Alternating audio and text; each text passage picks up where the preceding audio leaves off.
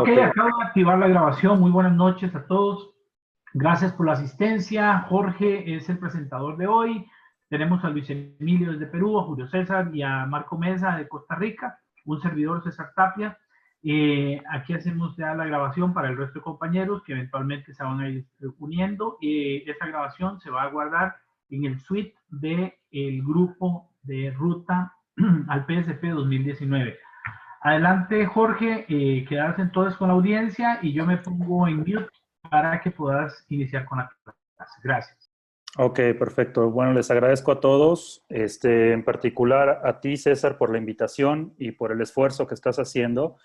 Para mí, el PSP es una certificación que tengo muy cerca del corazón porque, en primer lugar, es la única que tengo de ASIS y segundo, porque he sido facilitador aquí en el capítulo México y desgraciadamente muy poca gente presenta el examen en primer lugar, ¿no? Y de lo que los presentan, pues creo que aún menos lo pasan. Entonces, para mí es muy importante estarle poniendo este empeño que tú estás haciendo y que todos están haciendo al esforzarse de esta manera fuera de sus horarios de trabajo para poder alcanzar esta certificación, que a mí se me hace una de las más importantes, sobre todo para Latinoamérica, porque justamente, dado que es una certificación tan técnica, eh, muchas veces como latinoamericanos tendemos a encontrar la solución rápida, somos ingeniosos a final de cuentas, ¿no? Y el PSP nos ayuda a tener como esa estructura, esa claridad y ciertas herramientas y técnicas que nos permiten formalizar un poco más la seguridad física desde ese punto de vista. Les cuento rápido de mí. Yo soy matemático de formación, soy licenciado en matemáticas. Me titulé en México y después una maestría en sistemas industriales complejos en Francia. Y ahí, terminando mi maestría, me invitaron a hacer un internship en Thales. Y entonces trabajé en algunos proyectos de seguridad física para Medio Oriente, para el norte de África y en Europa. Y ahí fue donde empecé, pero yo empecé esencialmente la parte de ingeniería con la parte de sensores electrónicos, pero más en la parte de requerimientos y seguimiento de proyecto, no tanto en la instalación y configuración y todos esos tejes y manejes que para mí en muchos casos son muy desconocidos, ¿no?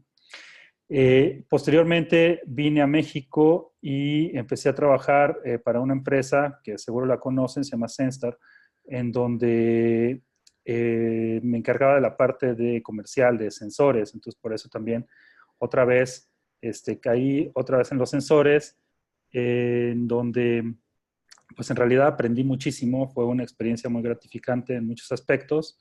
Y posteriormente estuve en otra empresa que se llama Eximco, aquí en México, en donde era la parte de barreras físicas e integración. Entonces, digamos, he pasado un poco por varias partes de la parte de seguridad física y aunque no soy extremadamente técnico, no tengo todo el conocimiento técnico que mucha gente tiene, sobre todo me imagino que ustedes, profesionales de la seguridad o toda la experiencia que ya llevan acumulada, les permite tener. Entonces, yo presenté el PSP en 2015, lo pasé a la primera y yo creo que es una cuestión de que, o sea, primero estudié un montón, obviamente, y por otro lado también sí demuestra que es una certificación, porque si yo no hubiera tenido esa experiencia en los sistemas, trabajando en ciertas partes de diseño, de integración, etcétera, yo creo que aunque hubiera estudiado todo lo que hubiera estudiado, jamás lo hubiera podido pasar. Entonces, dado este preámbulo así muy rápido, que les quería platicar para ponerles un poco en contexto de dónde vengo, es el PSP 2015, y de lo que voy a intentar compartirles es un poco de mi conocimiento que está completamente basado en el libro de seguridad física, Principios de Seguridad Física, que es parte de la bibliografía del PSP de Asís. Entonces, la agenda que les hice para hoy esencialmente son los mismos 6 temas que vienen en el libro: sistema de control de acceso, contrabando, detección de intrusión física, videovigilancia, comunicaciones, tendencias y problemas. Y les asigné un tiempo. Ese tiempo es es aproximado, ¿no? Pero para que tengamos una idea de más o menos cuánto va a tardar cada uno de los temas, estos son temas súper extensos. Entonces, lo que yo hice fue una presentación en donde puse muchas de estas cosas y obviamente mi intención de la presentación no era contárselas todas en esta sesión, en esta hora. En general, este capítulo de sistemas electrónicos de control de acceso yo creo que da para unos 2, 3 cursos de 5 horas para verlo completamente a detalle y que podamos ver todos los detallitos técnicos.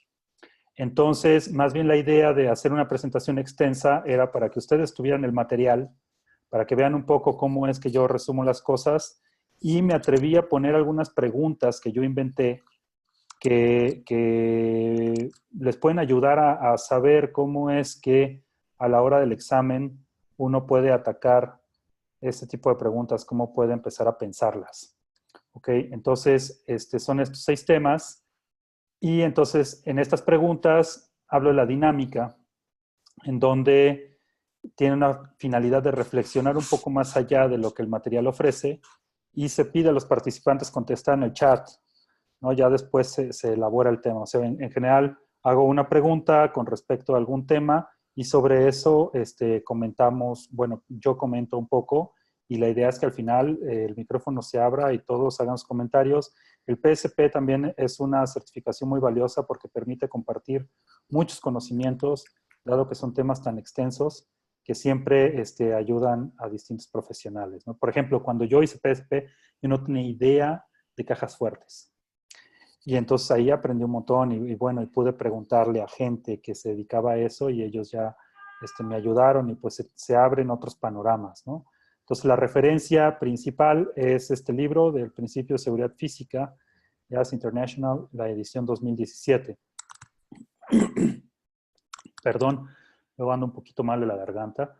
En la parte, este es un slide de muestra de cómo se ve un slide de pregunta, en donde vienen, aquí puse 4 opciones, pero en general pongo a veces 2, a veces 4, etc.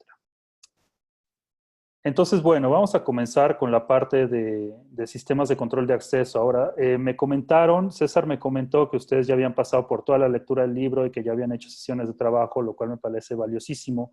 Entonces, siento que en general lo que voy a platicar va a ser más de forma somera y voy a dar algunos detallitos y puntos que yo considero que son importantes para que les ayude a la hora de presentar su examen. Entonces, cuando hablamos de control de acceso, en sí, uno tiene que tomar una decisión de dejar pasar o no a una persona dependiendo de estas 3 cosas. Si porta una credencial válida, si conoce un número de identificación personal o tiene una característica física que coincide con la característica de la persona grabada en el enrolamiento. Esto se resume con 3 preguntas. La primera es ¿qué tengo?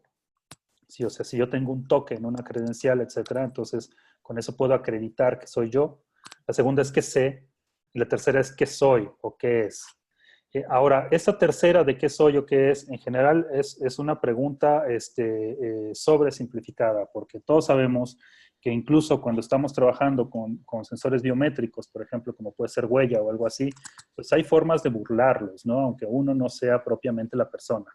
Si uno ha visto todas las películas de Misión Imposible, sabe que ahí pues burlan todo tipo de sensores que están muy alejados de la realidad, pero también aquí en la realidad pues hemos visto que sí hay modos de vencer, por ejemplo, sensores biométricos, sensores de voz, etcétera, ¿no? Que responde a la pregunta ¿qué es? Pero siempre hay un gap, siempre hay una brecha ahí entre lo que es y lo que está en el enrolamiento. Entonces, por eso se pone así. Entonces, la pregunta es, no constituye un medio para derrotar los puntos de control de acceso. Y las 4 opciones que les doy son el ataque subrepticio, el ataque técnico, el engaño y el ataque físico directo. Me gustaría que en el chat pudieran poner sus respuestas, como mejor les parezca. Y después vamos a hacer un wrap-up de todo esto. Okay, ahora no sé cómo abrir el grupo. Ah, perfecto. No hay un chat grupal, ¿verdad?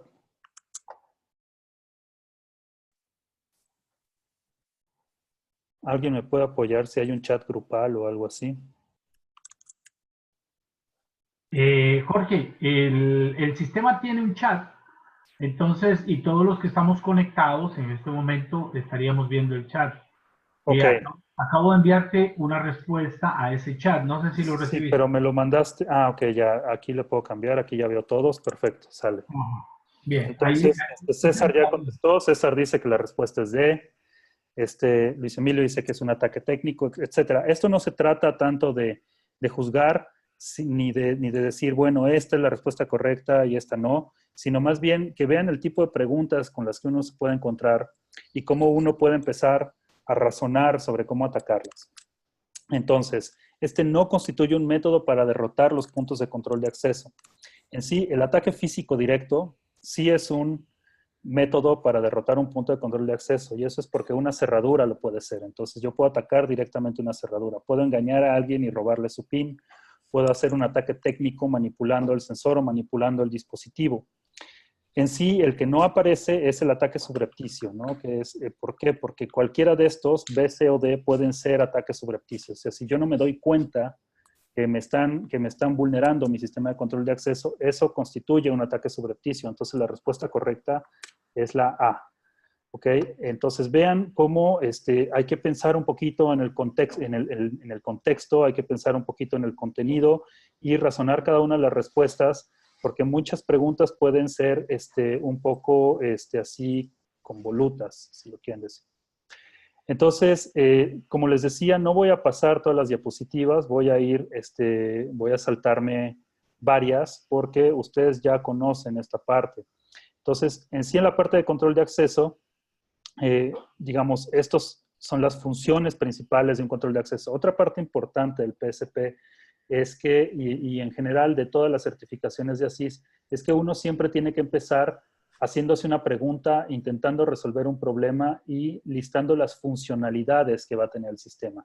Es decir, uno nunca empieza primero por la parte técnica, uno empieza en alto nivel desde la parte funcional y estas son, digamos, las funciones que debe cumplir un sistema de control de acceso. Después de lo funcional, entonces ya nos metemos a la parte de diseño que ya vieron y después viene la parte técnica, ¿sí? Posteriormente,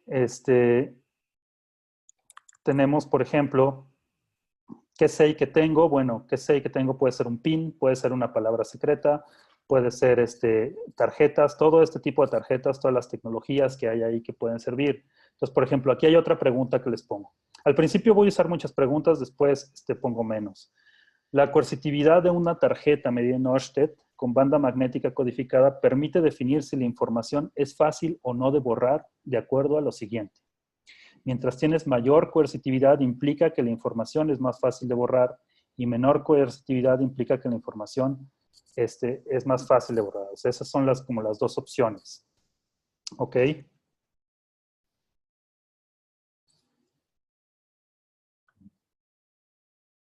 Exactamente. Entonces, esa es Luis Emilio y Mesa.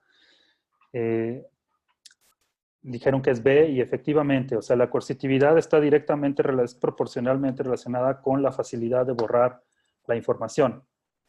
Esto es importante tenerlo en mente porque hay muchas preguntas en el PSP que pueden ser demasiado técnicas. Entonces, si uno no entiende lo que es Oersted o qué es la coercitividad, o en algunos casos algunas medidas como frecuencias de operación, etcétera, entonces uno luego se puede perder cierta información. En la codificación de tarjetas y tipos, bueno, tenemos todas estas que ustedes ya todos conocen. Y muchas veces cuando hablamos de control de acceso no pensamos justamente en cerraduras. Y una cerradura, a final de cuentas, es la parte móvil de un acceso. Entonces es un control de acceso, ¿no?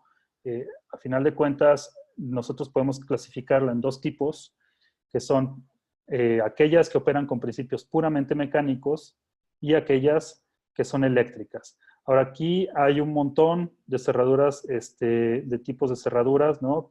Aquí les pongo las partes de la cerradura, que es el perno, pestillo, guardián, laberinto, la llave, el dispositivo de apertura. Esto es importantísimo, que conozcan cuál es cada una de esas partes y cuál es su función. Todo esto viene muy bien explicado en la bibliografía. Entonces, después de eso se deriva que hay muchos tipos. Ahí le puse partes de una cerradura, eso es un error, discúlpenme. Lo que tendría que decir ahí son tipos de cerraduras. Entonces, hay distintos tipos de cerradura, cada uno tiene un funcionamiento distinto, pero esencialmente, en principio, esencialmente lo mismo. Es un dispositivo que tiene que cruzar un laberinto para poder liberar una cerradura mecánica, o sea, una acción mecánica que es la que mantiene el acceso, digamos, en su lugar.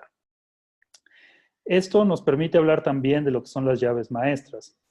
Las llaves maestras sirven para poder abrir distintos tipos de cerraduras o distintas familias de cerraduras sin necesidad de llevar una llave individual para cada puerta, a pesar de que cada una de esas puertas también tenga la posibilidad de tener una llave individual.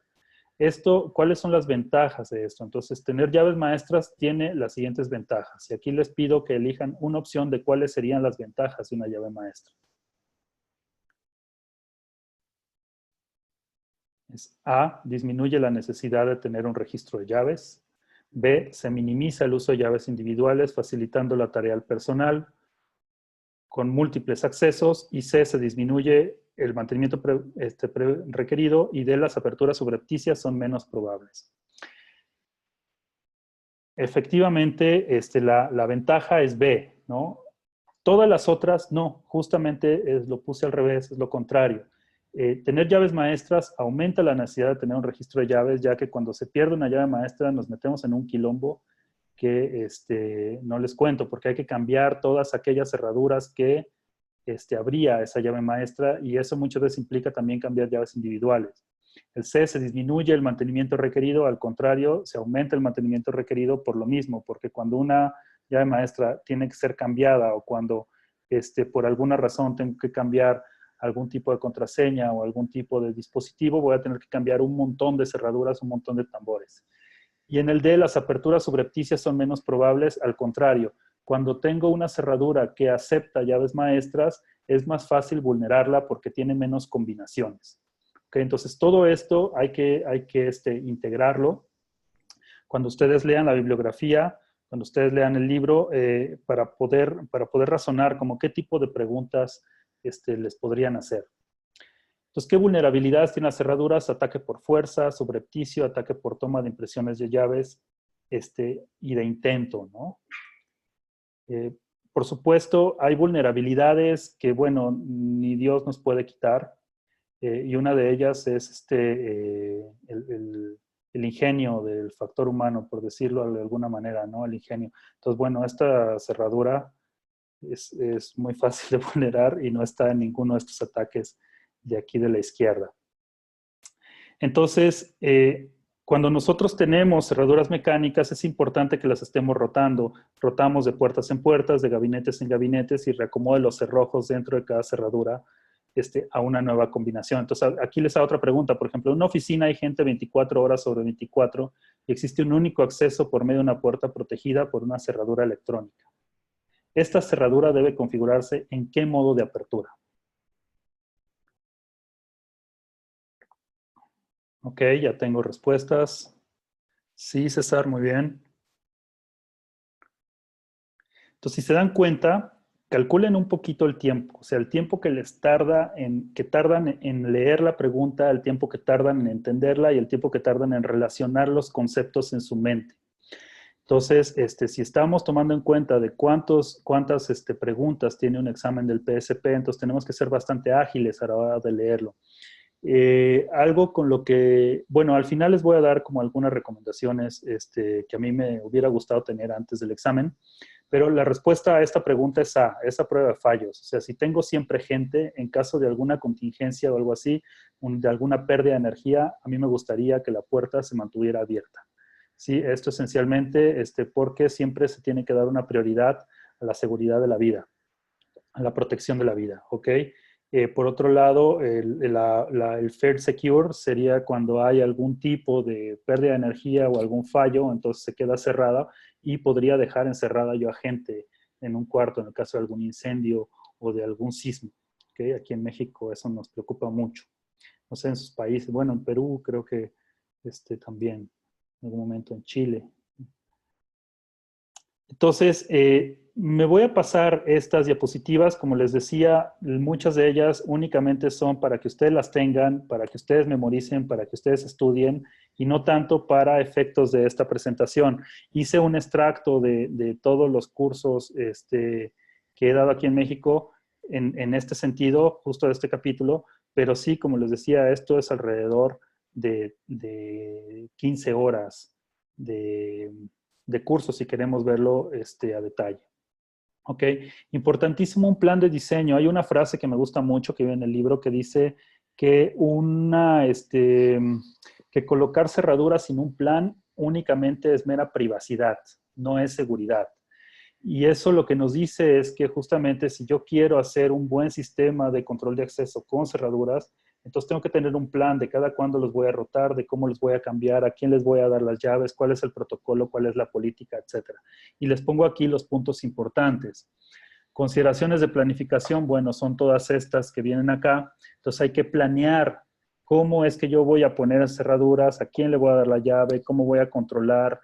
Ahora hay gabinetes electrónicos para guardar esas llaves, hay como muchas formas de hacer eso. Y tengo que tener clara mi política de cerraduras que tiene, por supuesto, que coincidir con mi política de seguridad o mi plan maestro de seguridad.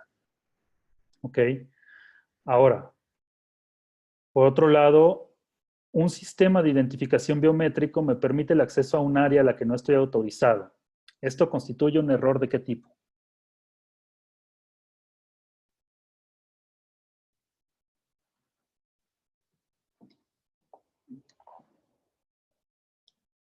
Si alguien ya empezó ahí a contestar.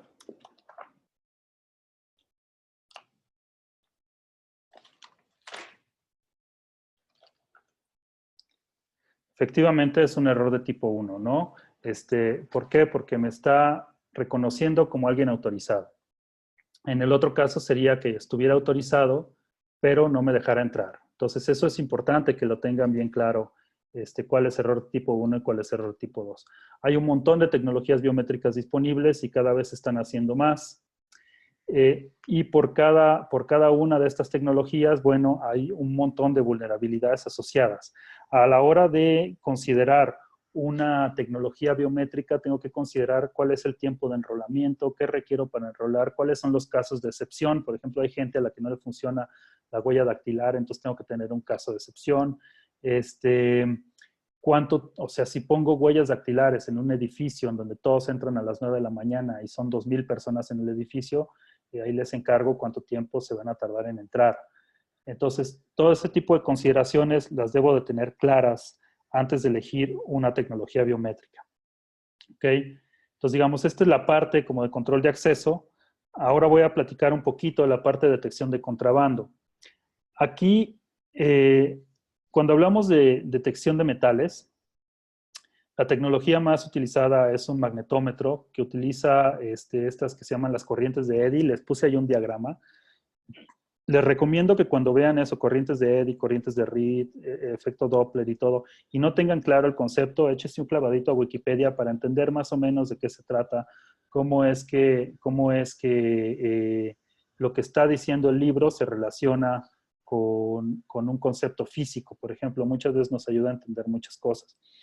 Entonces, el detector de metales, en general, hay de dos, hay de onda continua y de campo pulsado. Los de onda continua casi no se utilizan para personas, ¿no? En todo caso, se utilizan para cierto tipo de contenedores o algún otro tipo de aplicaciones de alta seguridad. Y en el campo pulsado, el funcionamiento que hace es que justamente no es una onda continua, sino está mandando pulsos de 400 a 500 pulsos por segundo y sobre eso está recibiendo información de cómo estas corrientes de Eddy se están modificando y a partir de eso podemos decidir si tiene o no algún tipo de metal. Ahora, mientras más pequeña es el metal, es más difícil de detectar. Entonces, lo que uno hace es le sube la sensibilidad, pero eso, cada que yo le subo la sensibilidad a un detector, lo que estoy haciendo es que voy a generar más falsas alarmas. Entonces, tengo que tener, lo ideal es como tener como distintas tecnologías complementarias, o en algunos casos, como el que puse aquí, el famoso Garrett, pues se requiere personal, y muchas veces se requiere personal masculino y femenino para que hagan algún tipo de cateo en caso de que haya alguna alarma y comprobar que no se trata de un falso positivo. Entonces les tengo una pregunta, aquí es la siguiente: no es una causa potencial de alarmas no deseadas para un detector de metal.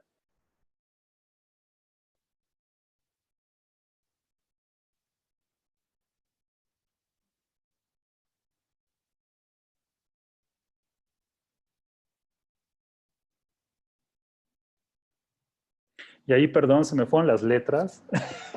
Hasta ahorita estoy viendo. Alguien que puso C. Efectivamente es el ruido ambiental. El ruido ambiental no es una causa potencial de alarmas no deseadas para un detector de metal. Sin embargo, radiotransmisores sí, alimentación de energía, o sea, si hay ahí algún tipo de falla en la alimentación de energía, me puede empezar a dar falsas alarmas. El parpadeo de luz fluorescente sí que tiene que ver, porque justamente este parpadeo puede modificar ciertas corrientes magnéticas. También, por ejemplo, cuando pongo el detector de metales muy cerca de hormigón armado o de alguna estructura metálica, entonces también puede ser que esta estructura metálica tenga ciertas corrientes que me cambien las corrientes de Eddy, que en algún momento me puedan empezar a generar algún tipo de falsas alarmas. Ok, ahora, en términos de búsqueda de contrabando, también tenemos la parte de búsqueda de paquetes. Usualmente en los aeropuertos, bueno, se hace manual, ¿no? Que lo hacen agarrando una muestra aleatoria de pasajeros. Y la otra es la detección activa. Y en la detección activa tenemos toda una bola de rayos X, toda una familia de rayos X que se usan para intentar detectar paquetes. Por ejemplo, ¿qué cosas son importantes para saber como PSP? La transmisión única de energía de rayos X, si yo la uso tal cual como transmisión única de energía, lo que voy a hacer es que voy a recoger muy poca información de lo que está dentro o sea, si hay algún tipo de paquete, o sea, voy a tener muy poca información. Entonces, en general, cuando tengo transmisión única de energía, tengo que cruzarlo con alguna otra tecnología. Por ejemplo, tecnologías como tomografía computarizada ya son muy invasivas, o rayos X de retrodispersión son demasiado invasivas, entonces en general no son seguros para ser usados en personas. Entonces, pues únicamente para ciertos contenedores, para ciertos paquetes, ciertas maletas, e intentar ver qué es lo que hay ahí adentro, ¿no? Muchas tecnologías actuales ya mezclan varios de estos para tener más información de lo que hay adentro de los paquetes. Otra cosa importante es la detección de explosivos a granel. Y aquí hay varias cosas que se pueden medir. O sea, a final de cuentas, lo que hace la tecnología es manda algún tipo de señal e intenta recabar la mayor cantidad de información posible y tener la data justa que me permita diferenciar si en esa maleta o en ese contenedor hay algún tipo de explosivo. Entonces, el primero es el coeficiente de absorción de rayos X, coeficiente de retrodispersión de rayos X, constante eléctrica, interacción gamma y neutrones. Les sugiero mucho que vayan a ver cómo funciona en el libro. ¿Sí? Una tecnología que se usa más actualmente es el cuadrupolo de resonancia, que a final de cuentas también viene a ser una de las tecnologías anteriores, pero lo que cambia es cómo es que que esta tecnología recaba la información para detectar estos paquetes. Y viene siendo esencialmente que lanza ciertas partículas y recoge otras. O sea, no me quiero mucho meter en detalles técnicos porque siento que el tiempo no da, pero yo les sugiero ampliamente vayan, revisen cómo funciona el cuadrupolo de resonancia, pero esencialmente es una variante de los que vienen arriba. ¿Okay? Hay otras tecnologías de detección de explosivos, de trazas de explosivos, espectrómetro de movilidad iónica, etcétera. Todas estas vienen mencionadas en el libro.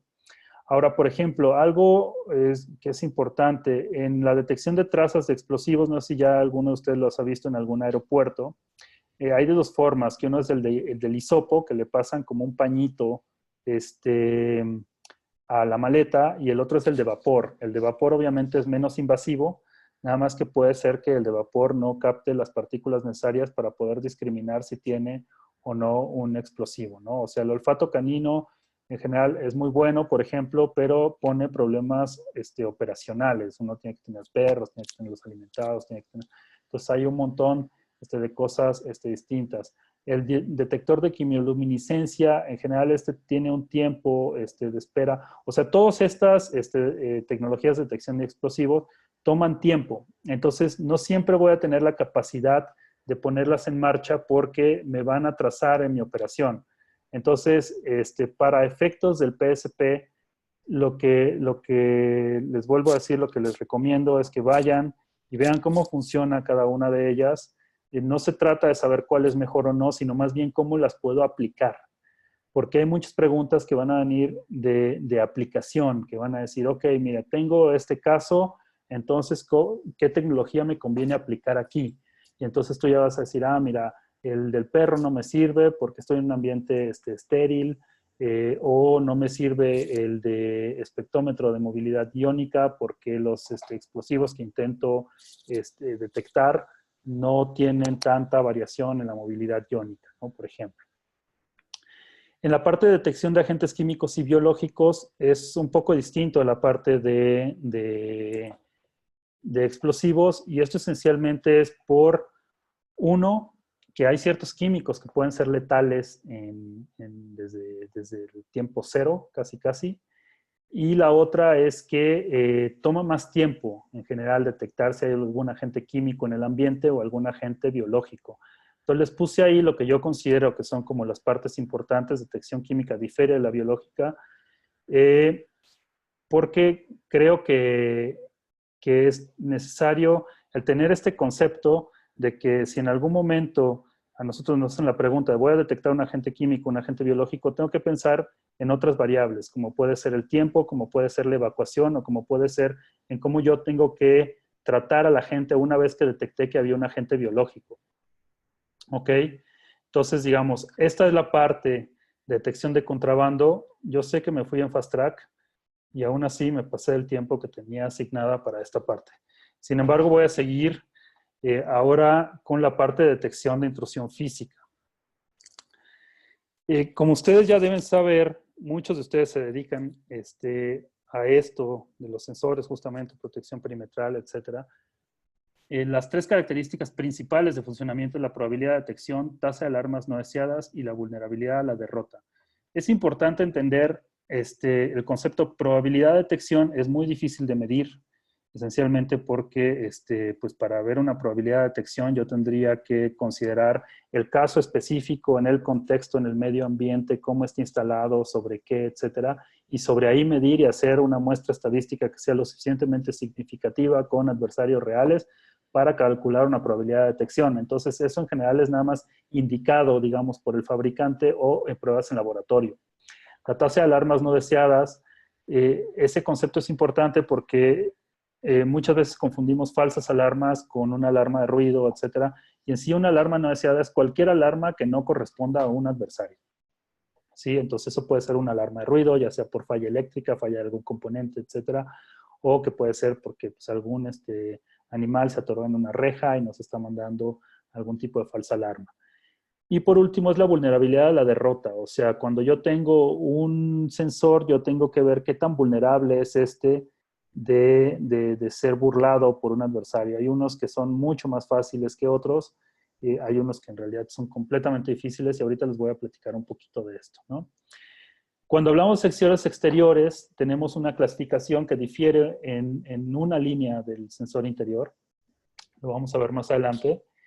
Los sensores exteriores es pasiva o activa, que esencialmente si transmiten su propia energía que están midiendo o si miden la energía del ambiente o del propio adversario. Cubierto o visible es si lo puedo ver o no lo puedo ver. Línea de detección o sigue el terreno, línea de visión o sigue el terreno. Esto quiere decir, esencialmente lo pueden pensar como que si hay desniveles, todo un sensor de línea de visión no va a funcionar porque va a tener puntos ciegos. Y en cambio, en un sensor que sigue el terreno, Entonces sí, yo lo puedo poner en pendientes, en desniveles, en algunos casos incluso hasta con obstáculos, ¿no? Volumétrica o línea de detección, no sé si yo estoy detectando un volumen, entonces ahí en algunos sensores incluso puede ser por peso, puede ser por su masa, o línea de detección, en el caso en que yo tenga una línea directa para poder detectar, como puede ser el caso de los infrarrojos. Y por otro lado, perdón, sí, de los photobeams, estos infrarrojos o de un láser, para no mezclar con los infrarrojos que vamos a ver, que esos también hay volumétricos en la parte de sensores interiores. Y en aplicación puede ser de línea soterrada, asociada a una cerca o autosoportada. Entonces, les tengo una pregunta. Un sensor no puede ser cubierto y volumétrico, autosoportado y visible, activo y de seguimiento de terreno, o de línea de detección y volumétrico.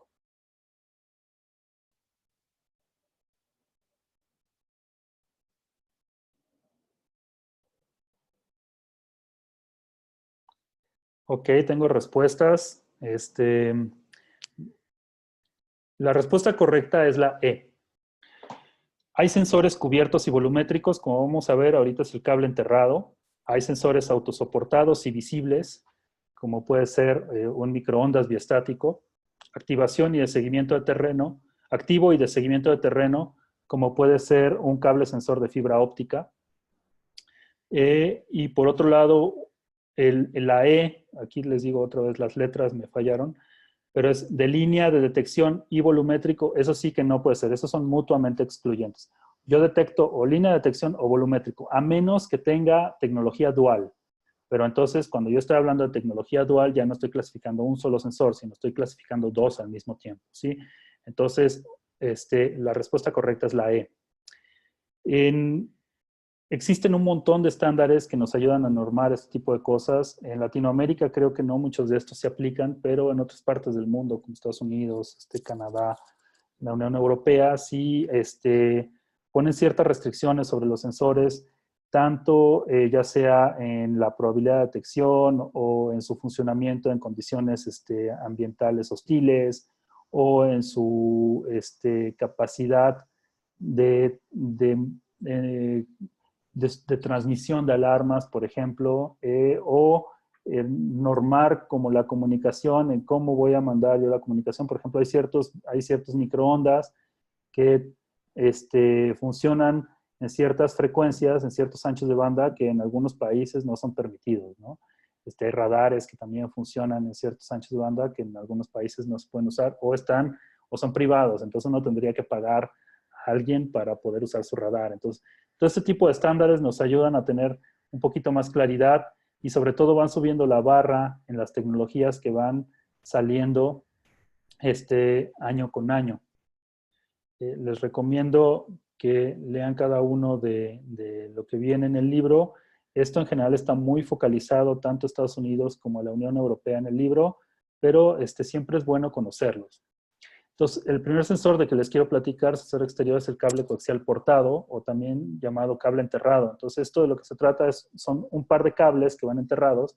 Entonces, este es un ejemplo de un sensor volumétrico y cubierto. ¿Ok? Lo que hace este sensor es detecta cambios en el propio campo, es activo, por supuesto, él genera su propio campo electromagnético y cuando hay alguna variación del mismo, entonces es capaz de detectar peso y dirección. Ahora, es importante que uno considere que todos estos sensores, acuérdense en la parte de aplicaciones de diseño, si yo no tengo la detección correcta, entonces el sensor de nada sirve, ¿ok? Entonces, cuando el sensor de nada sirve, pues, ¿para qué lo tengo, no? Entonces, tengo que tener una correcta evaluación. Este tipo de sensores, una de las ventajas que tienen es que se pueden partir como por pedazos y cruzarlo con cámaras. Hay algunos que pueden ser hasta de 1 metro.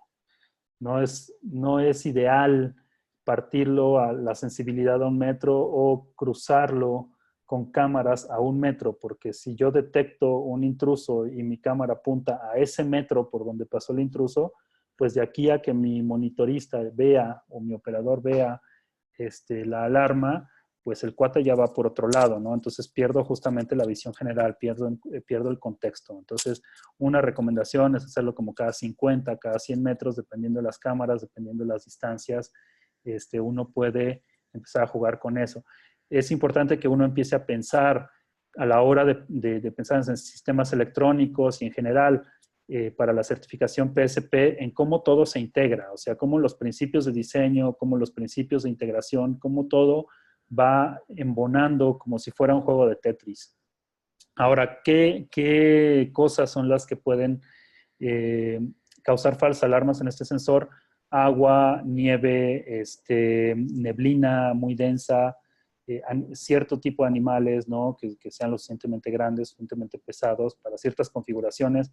Esto puede empezar a detectar a partir de 32 kilos. En general, este es un sensor muy difícil de vencer. Por otro lado, tenemos sensores de perturbación de cercas, que son quizá uno de los más conocidos. Este es, por ejemplo, un sensor que va sobre una malla ciclónica, que tiene ahí mismo su cajita de relay, en donde se van armando uno al otro. Los sensores de perturbación de cercas hay de cable coaxial, también hay de fibra óptica. La diferencia entre uno y otro es que la distancia esencialmente que cubre un cable coaxial es mucho más pequeña que lo que cubre un cable de fibra óptica. El de fibra óptica puede llegar a proteger kilómetros con un solo procesador. Ahí la desventaja es que si lo cortan suficientes veces voy a tener que cambiar todo el cable sensor y aparte si lo cortan pierdo la sensibilidad en todo el perímetro. Entonces, siempre, acuérdense, la seguridad siempre es un intercambio, ¿no? Entonces tengo que ver cuáles son los pros y cuáles son los contras. Estos sensores en general dependen mucho del tipo de cerca, de cómo está instalada, de las condiciones ambientales.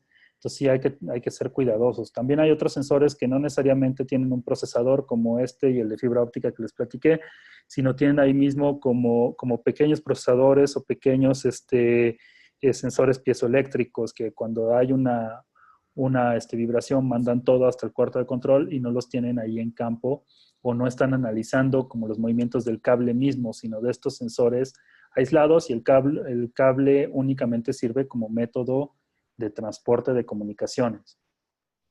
Otro quizá de los más robustos es el sensor de cerca. Este sensor es un sensor en general es de alambre de púas, entonces constituye una barrera física que a la vez es un sensor. Entonces estos son cables tensados que si yo modifico la tensión entre ellos, eso me va a generar una alarma. Estos cables, este tipo de sensores en general son muy difíciles de vencer y lo que les puede causar falsas alarmas pueden ser animales grandes o ciertas condiciones en el terreno. Perdón, en las condiciones ambientales. Por otro lado, tenemos el de campo eléctrico o capacitancia. Lo que hace es genera un campo eléctrico alrededor y es esencialmente un sensor de proximidad. Tiene esta apariencia de que es un sensor agresivo o algo así, pero es únicamente un sensor de proximidad. Entonces yo puedo, por medio de configuración, abrir o cerrar el lóbulo vertical para poder detectar cuando una persona se acerca al mismo. En general es un sensor difícil de vencer y que en algunos casos creo que este es uno de los sensores que está indicado para las centrales nucleares. Ellas tienen como muchas capas de protección y entonces uno de estos es uno de los que está indicado en esas capas de protección. Estoy escuchando algo. ¿Alguien tiene abierto su micrófono? No sé si me pueden ayudar cerrándolo. Gracias. Por otro lado, tenemos los sensores infrarrojos autosoportados, que estos son muy conocidos. Estos pueden ser instalados en columnas o individualmente, y ya sea que se crucen, en este caso puse dos imágenes en donde hay como familias. No sé quién tiene abierto su micrófono. A ver, déjame, si podemos ver aquí. No, es Luis Emilio. Emilio, Okay. pero ya lo acaba de cerrar. Gracias. Perfecto, muchas gracias. Sí, porque Julio César tiene una pregunta. Ahí levantó la mano. Dime, Julio César, a ver, porque no veo dónde se ven las preguntas. No, fue la hora como lo estoy viendo en el teléfono, entonces me cuesta contestar Ya. la pregunta. Ok, ok, sin problema. Entonces, este tipo de sensores infrarrojos pueden ser, como les decía, en la imagen de la izquierda van por líneas horizontales, en la imagen de la derecha van por familias en donde están cruzados, hay otros en donde los cruzan más alocadamente. La desventaja para el atacante es que él no ve cómo es la configuración del sensor, él solo ve dos torres, entonces, pues es un poco difícil de vencer. Hay sensores de estos que ya son inalámbricos, que únicamente requieren alimentación local. Son sensores visibles, son sensores activos y son sensores de línea. ¿Okay? Es importante que aprendan a diferenciar, a saber la clasificación, nada más de saber qué sensor es, que sepan cuál es su clasificación. Y por supuesto son autosoportados. El otro es el sensor de microondas biestático. Este sensor es quizá también uno de los más difíciles de vencer si está bien instalado. Este sensor es un sensor visible, es un sensor activo y es un sensor que aparte tiene seguimiento de terreno, porque si yo tengo desniveles en el terreno, voy a empezar a crear puntos ciegos en donde ya no voy a ver el lóbulo de detección. Mientras yo aleje más el transmisor del receptor, este lóbulo se va haciendo más grande, entonces necesito cierto espacio lateral, cierto espacio libre, porque si no puedo empezar a generar falsas alarmas. Ahora, si ven, este sensor tiene una vulnerabilidad justo debajo del transmisor o del receptor, entonces por eso si yo protejo un acceso o si yo protejo algún tipo de perímetro, tengo que tener cuidado de que estos sensores se vayan en cierta forma traslapando para cubrir esa vulnerabilidad. Otra opción es ponerle un sensor pequeño que cubra nada más esa parte y entonces ya sería como un sensor complementario de tecnología mixta. Otros de los que están en boga actualmente es el detector de movimiento y como sabemos estos sensores dependen mucho de las condiciones de iluminación, de las condiciones de la cámara, del movimiento de la cámara y del ruido que pueda haber en la escena. Entonces, para exterior, actualmente todavía no son lo mejor de lo mejor, pero sí se pueden usar muy bien como tecnologías complementarias. Entonces, aquí habla un poco de la madurez tecnológica que tienen los sensores. Esta diapositiva me la voy a brincar. Las consideraciones de diseño yo creo que es importante porque aquí ya empezamos a ver cómo se cruza con otros temas, ¿no? La línea continua de detección quiere decir que si yo tengo un perímetro, tengo que tener protegido todo el perímetro de forma balanceada. Entonces, está relacionado con la protección balanceada. La protección a profundidad acuérdense, la protección a profundidad está relacionada con esta noción de protección en capas. Entonces, cuando yo tengo protección en capas, quiere decir que voy a poner distintos sensores en distintas capas alrededor de un activo. ¿Okay? De modo que a algún adversario le cueste, ya por cualquier línea de ataque que él elija, le cueste más o menos lo mismo, ¿no? Que siempre se vaya a encontrar con algún elemento de seguridad, con algún elemento de detección. Sensores complementarios, como está el sensor en la imagen, en donde tenemos un sensor infrarrojo, un sensor de microondas y un sensor de efecto Doppler abajo. Y cada uno tiene como su propia función. Ahora, ¿cuál es la ventaja de un sensor de tecnología complementaria? Es que es más fino a la hora de detectar cosas, entonces tiene menos falsas alarmas. La desventaja es que las cosas que pueden causar falsas alarmas a cada uno de los detectores individualmente, pues van a afectar a todo el sensor, ¿no? ¿Esto qué quiere decir? Que cuando yo tengo un sensor de distintas tecnologías, tengo que cuidar claramente si lo voy a hacer de forma AND o si lo voy a hacer de forma NOR o de forma NAND. O sea, cómo voy a cruzar estas puertas lógicas para saber cómo es que voy a realizar mi detección. Y vienen un montón de consideraciones de diseño ahí explicadas muy bien en el libro. Y me gustaría nada más mencionar otra que es la integración con el sistema de video. O sea, a final de cuentas, lo que les mencionaba hace rato, Si hablamos de respuesta y no tenemos la evaluación correcta, entonces nuestra respuesta es eficiente.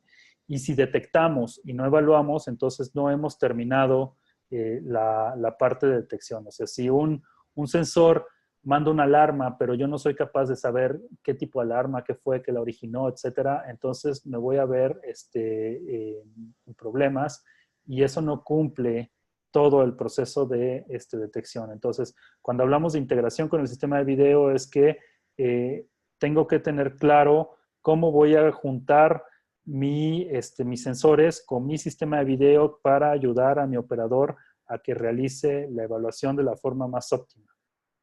Y sobre todo que dé la información más clara y más precisa a la fuerza de respuesta. Entonces les tengo otra pregunta. Dice, se quiere proteger un perímetro protegido con malla ciclónica. En la parte interior del perímetro pasa un camino peatonal y en la parte exterior un arroyo. ¿Qué sensor sería el más adecuado?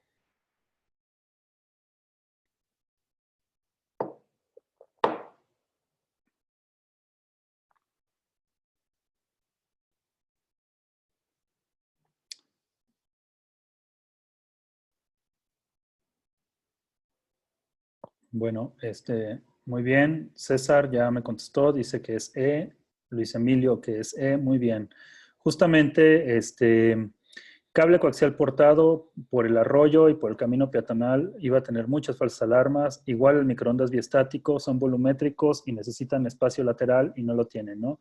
El sensor de cerca, si ya tengo una malla ciclónica, entonces sería ocioso poner otra cerca. Y por otro lado, el sensor de perturbación de cerca, pues es la respuesta correcta, ¿no? Entonces, muchas veces este tipo de preguntas se pueden atacar ya sea por eliminación. Lo que sí es importante es que lean muy bien la pregunta y lean cada una de sus opciones. O sea, muchos decimos, híjole, ya este es A, estoy segurísimo que es A. Es mejor leer las opciones y al final tomar su decisión.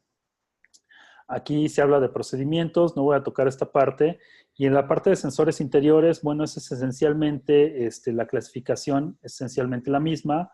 Lo que cambia aquí es la parte del seguimiento de terreno y soterrado. En interior no tiene mucho sentido hablar de seguimiento de terreno y soterrado. También cambia en la parte de aplicación. En la parte de aplicación tenemos de penetración de límite, o sea, cualquier sensor que detecte algún tipo de intrusión a los límites interiores es un sensor de penetración del límite, de movimiento interior es cuando el atacante ya está dentro y de proximidad es cuando está cerca de algún activo. ¿Ok? Las tecnologías, les puse aquí algunos tipos de tecnologías y, por ejemplo, en estas de vibración y les puse ahí como los kilohertz a los que funciona, o sea, los que detecta de la vibración, ya sea de rompimiento de ventanas y todo. Entonces, todas estas tecnologías, ustedes ya las conocen, ya vieron el libro.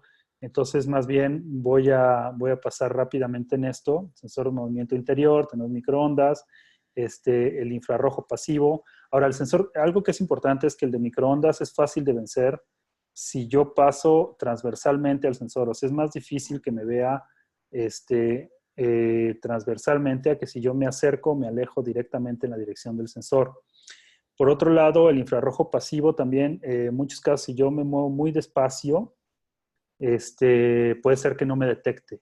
Entonces, eso nos ayuda a entender cómo es que cada uno funciona, cuáles pueden ser las vulnerabilidades o cuáles pueden ser las aplicaciones a la hora que les puedan poner algún tipo de problemática real. Aquí tenemos unos sensores de tecnología dual que pueden ser los más comunes, son de microondas y PIR juntos.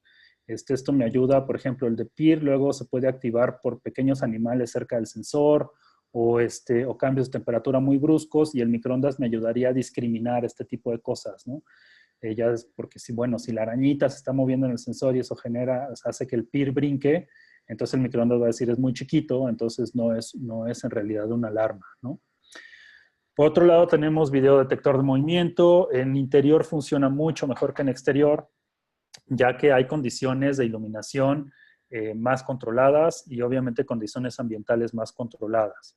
Sensores de proximidad, como alfombras que ya casi no se usan, PIR, y capacitancia, que son estos sensores que yo los pongo cerca de un activo y entonces cuando me acerco al activo, entonces eso me manda algún tipo de alarma. Y ahora que se está usando mucho, bueno, sensores inalámbricos, los más usados son los de radiofrecuencia, de 300 a 900 MHz, y están todos esos que les puse ahí. Hay ciertas consideraciones que debo tener, igual que para los sensores exteriores, a la hora de instalar un sensor interior. Y ahora les tengo una pregunta. ¿Cuál de las siguientes es verdadera? En los sensores exteriores no hay sensores pasivos, no existe el seguimiento de terreno en sensores interiores, los sensores interiores no tienen aplicación autosoportado, los sensores interiores pueden ser únicamente volumétricos.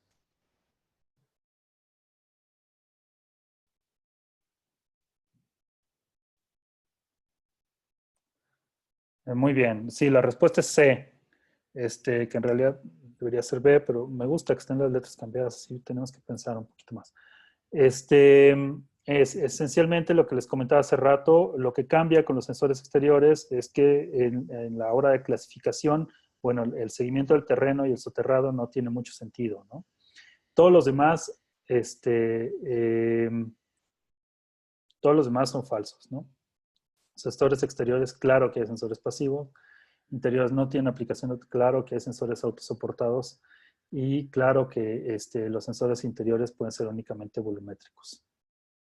Perdón, claro que los sensores interiores también hay de línea, ¿sí? Entonces, no solo son volumétricos, también hay de línea.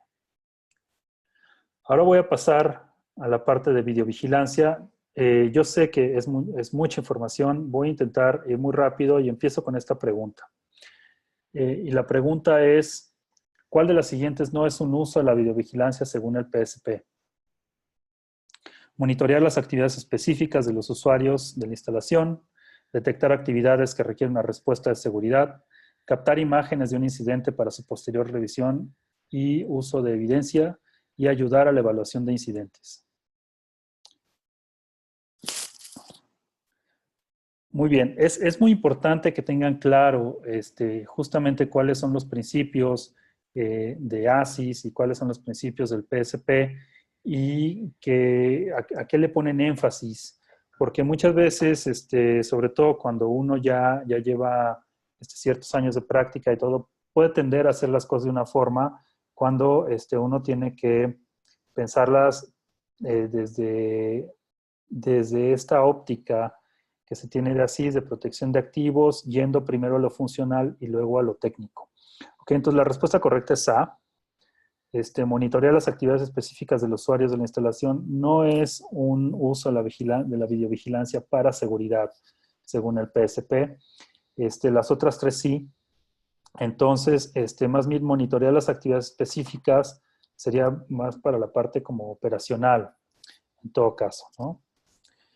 Los principales elementos de un sistema de videovigilancia, me lo voy a brincar porque todo esto ustedes ya lo saben, viene en el libro, muchas de estas cosas lo saqué literal del libro, pero lo que quería era que lo tuvieran en un resumen como un poco ordenado, que tuvieran la presentación para que puedan relacionarlo, sobre todo con imágenes como esta, que es así roja y todo. A la hora de estudiar ayuda mucho el tener como una imagen que les recuerde de qué se estaba hablando con el resumen de la información específica. Cuando hablamos de los requerimientos funcionales de una cámara, la cámara debe tener un objetivo, o sea, ¿para qué está ahí? Debe tener una actividad, qué es lo que va a monitorear, y debe tener también un propósito. Entonces, más adelante voy a hablar de los pasos para diseñar un sistema de videovigilancia y se tocan estos puntos.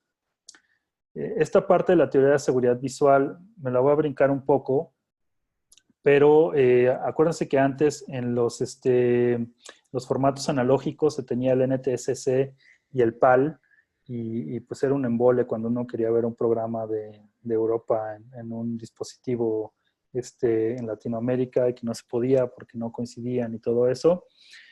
Pero ahora con la tecnología digital, bueno, estos estándares pues ya no son tanto así. Ahora más bien nuestro dolor de cabeza viene en la parte de los códecs y en la parte de exportación de video y todo eso, ¿no?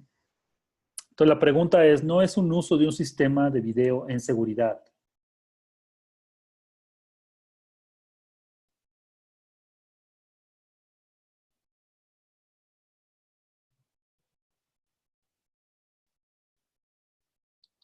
Muy bien, Luis Emilio. Ya dijo C. Ya ganaste. Como tenemos poco tiempo, vamos a ir más rápido. Efectivamente, la identificación de un objeto no es, no es un uso tal cual. O sea, no es como que yo elija una cámara para identificar un objeto. O sea, lo que quiero identificar es a un sujeto, ¿sí? O sea, que yo pueda ver la cara de una persona, entonces tendría que elegir mi cámara en función de eso. Identificar una acción, o sea, qué es lo que se está haciendo ahí, e identificar la escena, que es a qué escena corresponde la cámara, el video que yo estoy viendo de la cámara fulana. Y eso para efectos de dar la respuesta adecuada y más rápida posible. ¿Ok?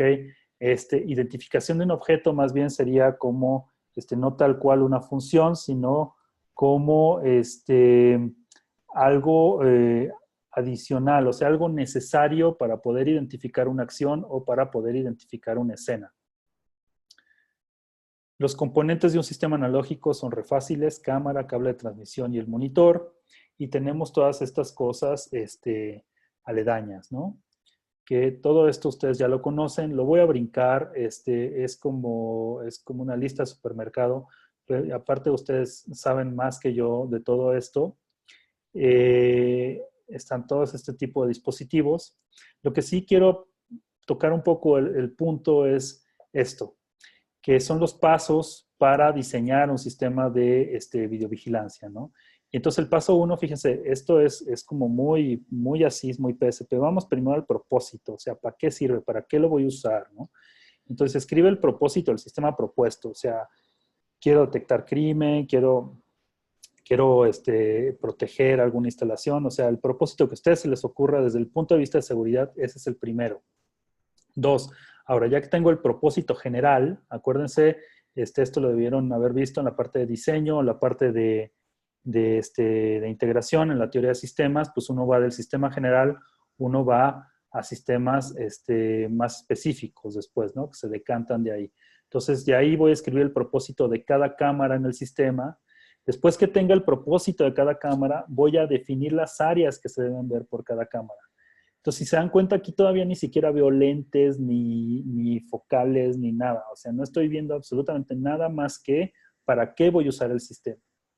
Después, ahora sí, en el paso 4, ya voy a elegir un estilo de cámara y después voy a elegir un lente correcto. O sea, primero el estilo de cámara, ¿por qué? Porque quiero ver si mi propósito es detectar intrusos en la noche y la cámara de la esquina sudoeste, su propósito es que pueda ver en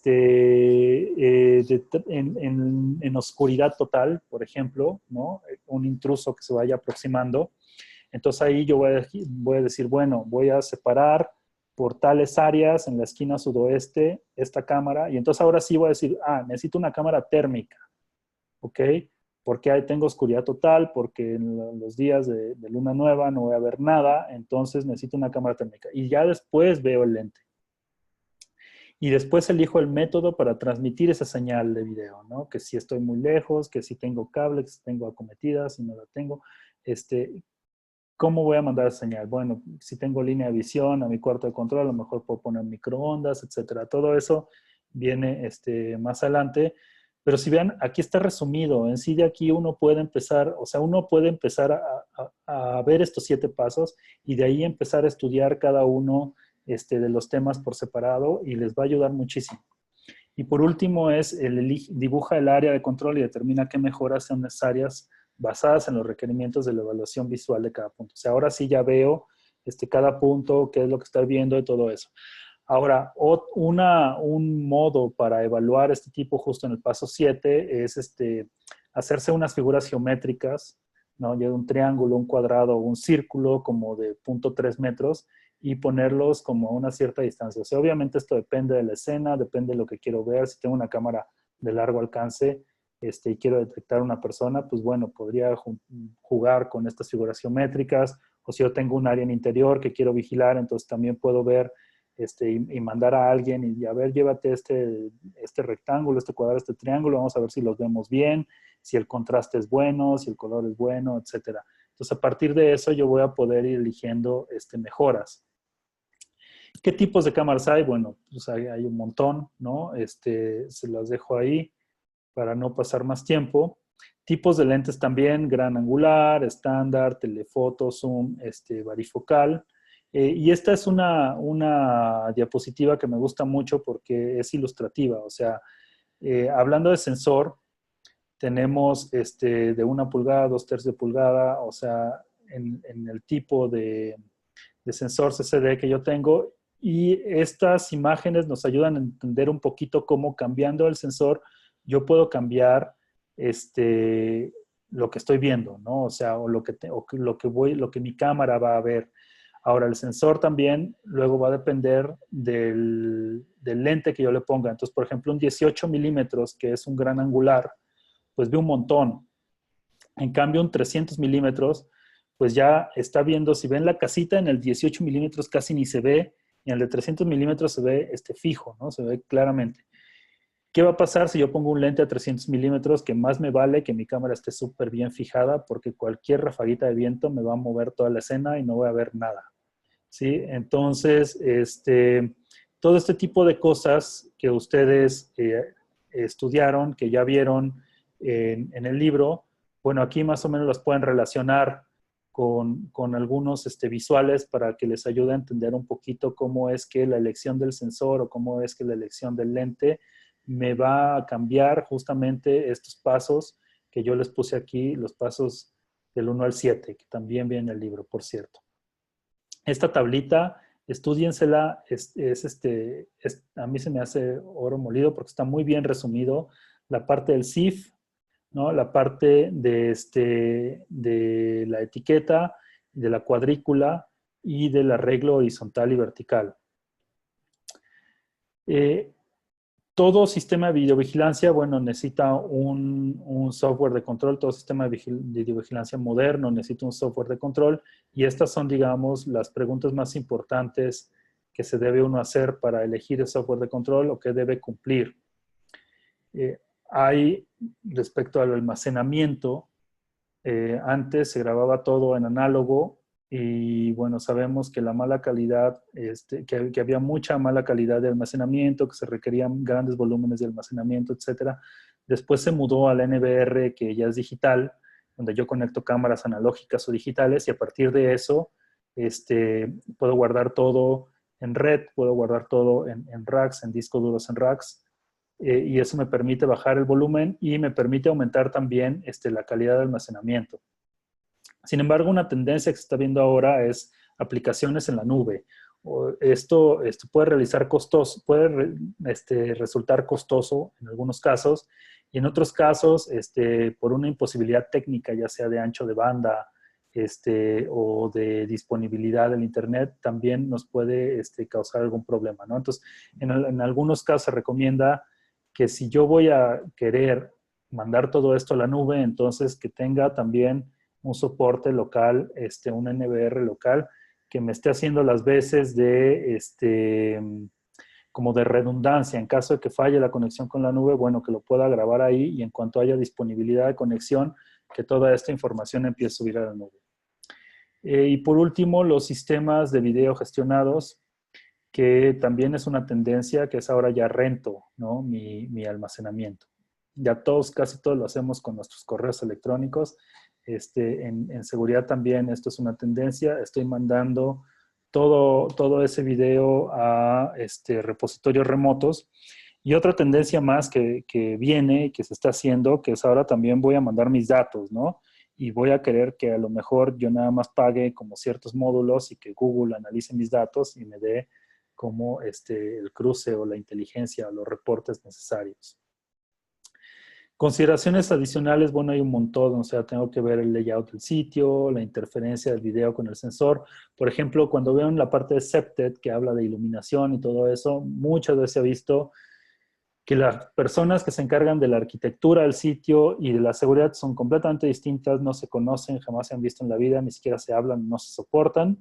Y entonces a la hora de que uno pone sus cámaras, el otro le pone una luz que no va, o simplemente la cámara queda cegada a ciertas horas, la cámara queda cegada por ciertos reflejos. Entonces, tengo que tener como muchas consideraciones adicionales y pensar siempre en la integración de los sistemas.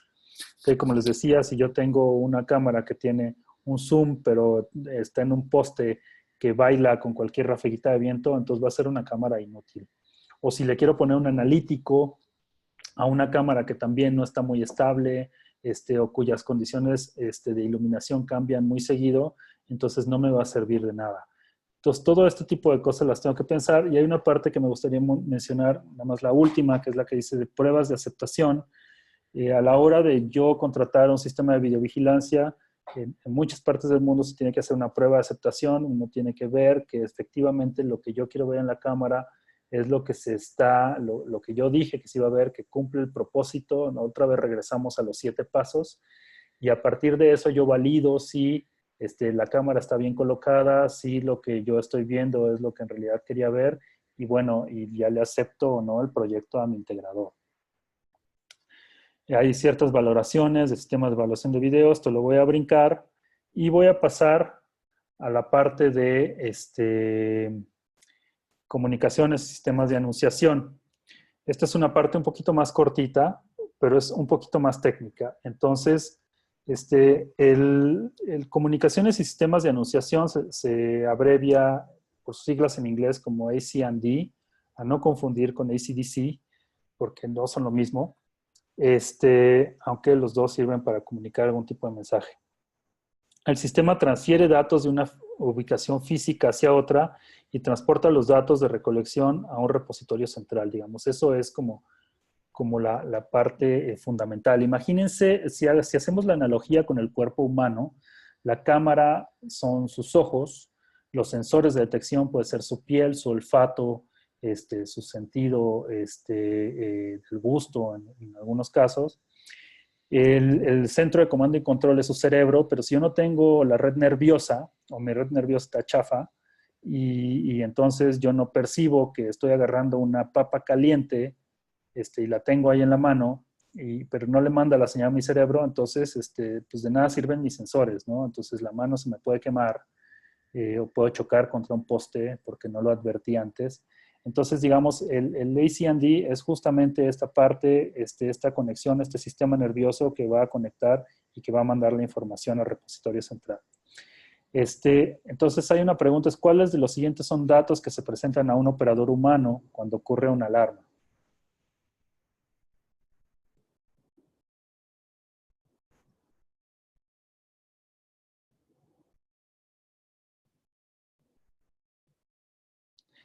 Ocurre una alarma y lo primero que tiene, o sea, de las primeras cosas que tiene que ver un humano.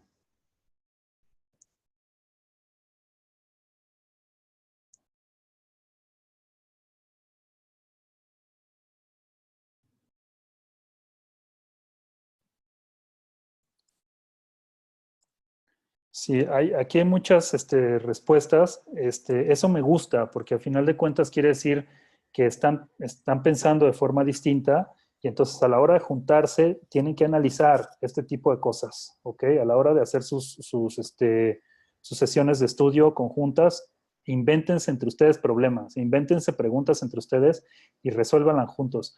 Y van a ver cómo cada uno tiene líneas de pensamiento distintas. En sí, la pregunta esta es un poco truculenta, pero no lo es tanto, que dice, ¿cuáles de los siguientes son datos que se presentan en un operador humano cuando ocurre la alarma? Aquí estoy hablando de un operador humano. Entonces, él tiene que ver dónde ocurrió la alarma y quién la causó, esencialmente, ¿no? Cuándo sucedió la alarma y cuántas personas es involucradas. El cuándo sucedió la alarma sí que se le presenta, pero el cuántas personas están involucradas muchas veces es parte de la evaluación. Entonces, no es que lo vea, sino él es parte de la evaluación. En la opción D dice por qué ocurrió la alarma y el tiempo de respuesta estimado es parte de la evaluación también y parte de la comunicación con tu equipo de respuesta. Entonces, no necesariamente la tiene que ver de entrada.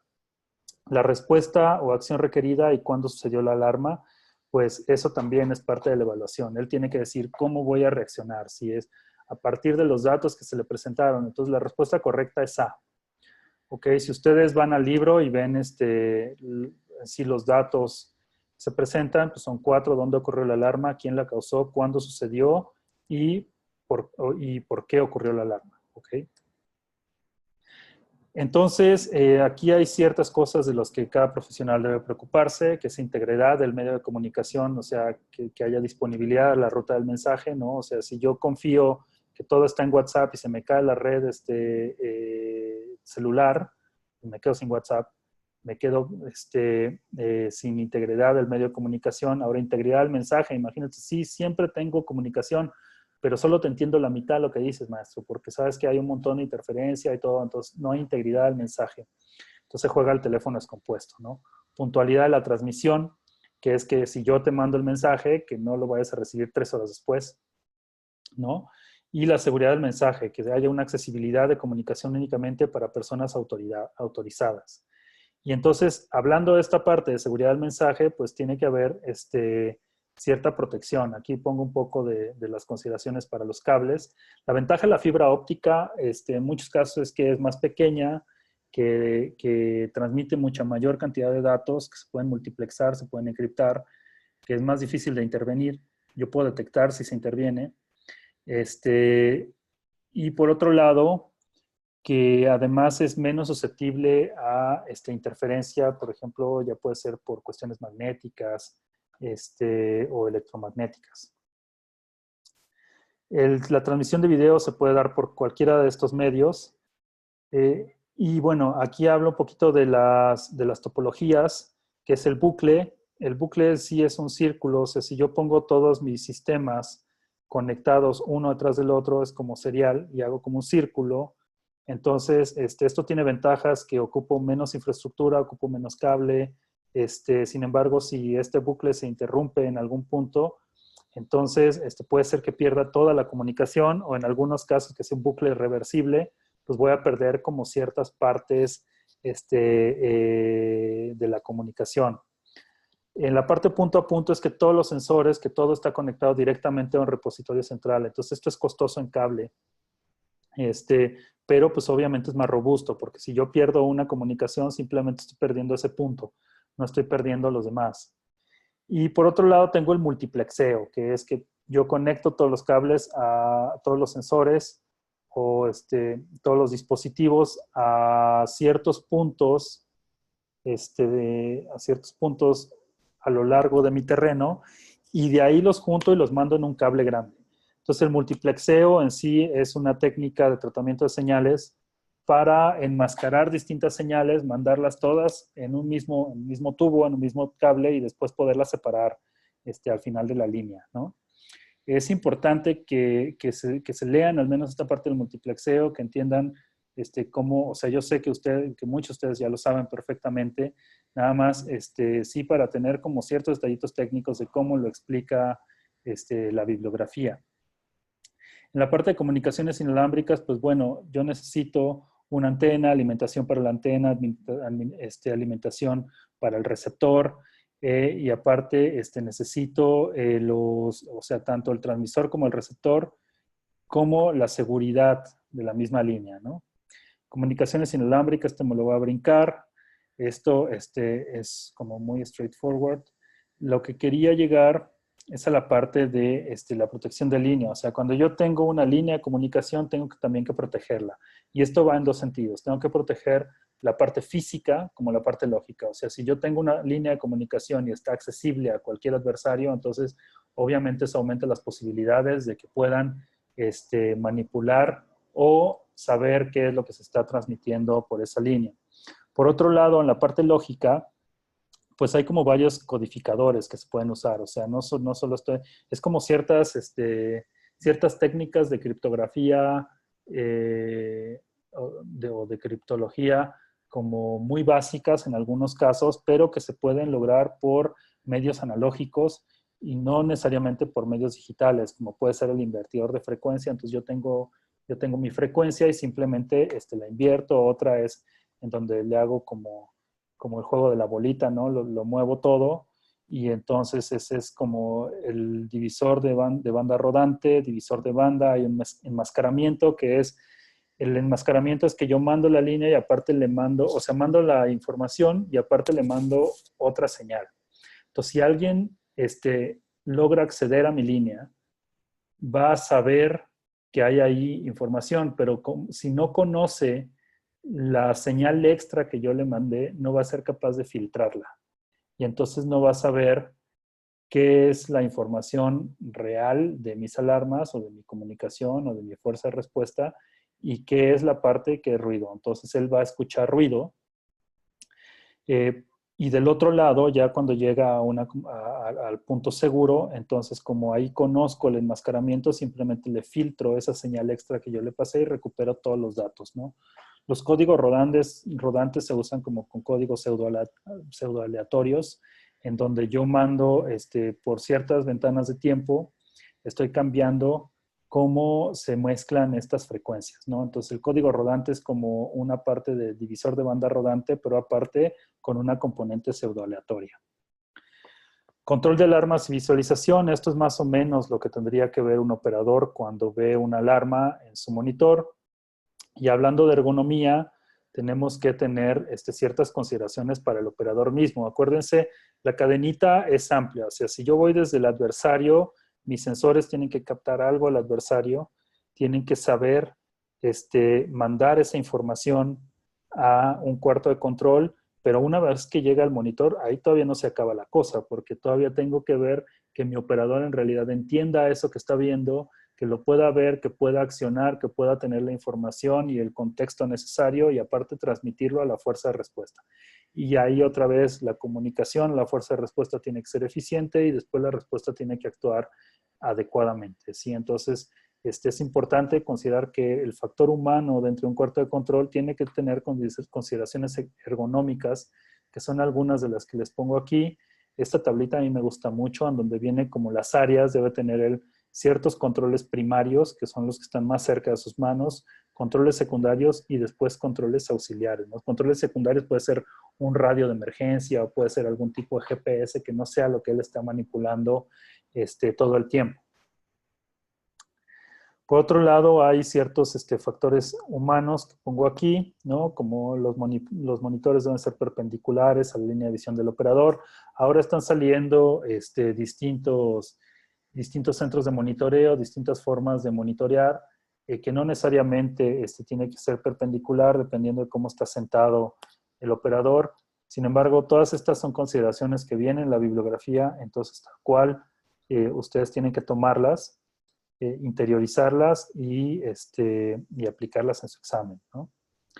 Factores humanos, cuando hay interfaces gráficas bien diseñadas, pues en general tiene que ser, ahora está de moda esto del diseño centrado en el usuario, pero en el humano, perdón, diseño centrado en el humano, y justamente muchas de estos principios del diseño centrado en el humano están plasmadas aquí, pero no se menciona tal cual. Entonces, por ejemplo, resaltar en color, ver qué es posible, o sea, el operador tiene que saber qué es posible y qué no es posible, para que no le esté picando ahí aleatoriamente a ver qué pasa. Debe ser consistente, o sea, si siempre abro una cámara haciéndole un slide a la derecha, entonces que todas las cámaras se abran igual y siempre que me encuentre una cámara que es el slide a la derecha tenga alguna función similar en los otros. Alguna función similar que las otras, porque muchas veces pasa que, por ejemplo, tengo un menú que se parece mucho a otro menú, pero uno se interactúa completamente distinto al otro. Entonces eso es negativo. O sea, hay que ser coherentes, hay que ayudarle al operador.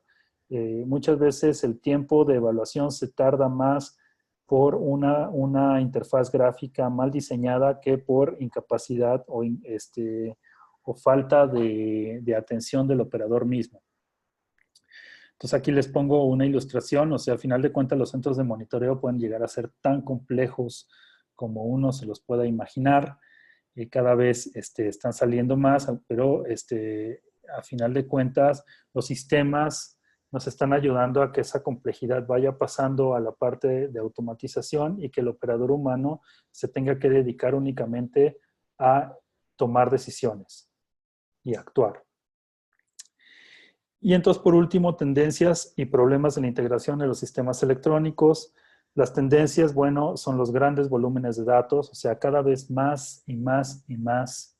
O sea, después el capítulo de sistemas electrónicos de seguridad va a ser gigante porque hasta las barreras físicas van a transmitir datos. Y entonces uno tiene que estar preparado para estas tendencias, ¿no? Tecnologías de almacenamiento de datos.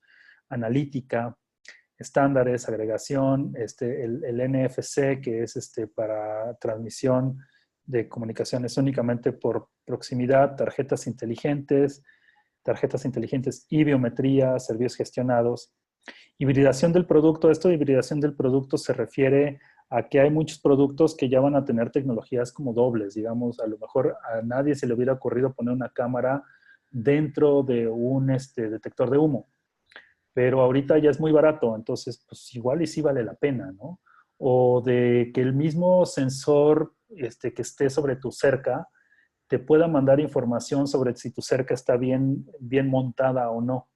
O sea, si tiene demasiado bamboleo, si tiene demasiado movimiento, y que tú puedas entonces tomar decisiones de mantenimiento a partir de un sensor de seguridad, por ejemplo, de los datos que está transmitiendo. En la parte de robótica también va a ser importante. Y por último, y lo que está más de moda, las herramientas de aprendizaje en línea, que esto puede ayudar a que tus propios operadores estén cada vez más automotivados, etcétera. Aquí la parte de analítica también toca este tema de que está en moda de inteligencia artificial, machine learning, deep learning. Mientras más datos sea yo capaz de recuperar de mis sensores y pueda tenerlos en un repositorio de forma estructurada, voy a poder tener más información sobre mi propio sistema de seguridad, incluso no solo de seguridad. Entonces es importante que uno empiece a observar qué tipo de cosas me pueden transmitir un dato. Por ejemplo, en la parte de métricas de seguridad, que no sé si ya vieron, viene la parte en donde que un contacto magnético te puede dar un dato sobre qué tanto tiempo pasa una puerta abierta. Y entonces el hecho de tener una estadística o inteligencia acerca de qué puertas están abiertas, en qué horarios y por qué sea, y con qué frecuencia, entonces ya me puede obligar a empezarme a hacer preguntas de por qué es lo que está pasando ahí, ¿no? Si hay algún operador que deja entrar a alguien, si hay alguien que, si la puerta está fallando, si el sensor falla, o si simplemente hay alguna actividad de tipo sospechoso, ¿no? Entonces, toda esta es la parte analítica. Entonces, todas estas tendencias, en realidad, a mí me parecen apasionantes y son de lo que yo creo podría platicarles horas, pero para efectos del PSP hay que tenerlas en cuenta, hay que tenerlas visualizadas y sobre todo entender a qué se refiere cada una de ellas. Entonces, ya me pasé un montón del tiempo, pero quería comentarle, o sea, es un tema súper extenso. Yo con gusto lo hubiera partido en distintas etapas, pero entiendo que ustedes ya van muy avanzados, que ya saben muchísimo de esto. Entonces, es más bien cómo poderles ayudar desde mi perspectiva, cómo yo resumiría estos temas, cómo se puede empezar a estudiar de una forma un poquito más visual, de empezar a pensar en las preguntas, o sea, de empezar a pensar ¿sabes qué? ¿Por qué César lo piensa de una forma y Luis Emilio lo piensa de otra? A ver, Emilio, dime tus argumentos. Yo te digo los míos. Y luego juntamos para ver, ok, cómo lo dice el libro, ¿no? Y por qué así lo dice la bibliografía. Y esto me va a ayudar a que sea más ágil a la hora del examen. Entonces, ahora, consejos prácticos del examen que a mí me hubiera gustado tener antes del examen. Yo lo hice en computadora. Y entonces era una cuestión como que tenías que llegar súper temprano a un centro evaluador aquí en México. Tenías que llevar 2 identificaciones oficiales. Entonces, si por algún motivo tú no tenías una identificación oficial, pues tenías que pensarlo un mes antes para poder sacarla antes de que fuera tu examen. Porque si llegabas con una sola, no te dejaban entrar. No sé si estas condiciones apliquen en todos los países y de la misma manera. Pero, ¿qué pasó? Yo llevaba mi cuadernito y mis hojas porque a mí me gusta ir haciendo esquemas y anotando cosas. O sea, siempre tengo como unas hojas de reciclaje para poder ir tomando mis propias notas en un examen. O sea, para saber qué pregunta dejé en blanco o qué información de una pregunta me puede ayudar para otra, etc. La desventaja de hacerlo en computadora es que uno pierde como la visión global del examen y eso a mí no me gusta. O sea, siempre acostumbrado a tomar exámenes en papel y lápiz, como que tú tienes la visión global, ¿no? O sea, tienes todo el contexto. Y entonces en computadora como que sí te restringe a solo ver una pregunta en la pantalla De repente sentía como que perdía ese contexto, perdía ese control de fuera. Nadie me dijo que había 3 opciones para las preguntas. Por ejemplo, una de ellas era que puedo contestarla y validarla en ese momento, ya se queda como, es mi respuesta definitiva, ¿no? Como quién quiere ser millonario.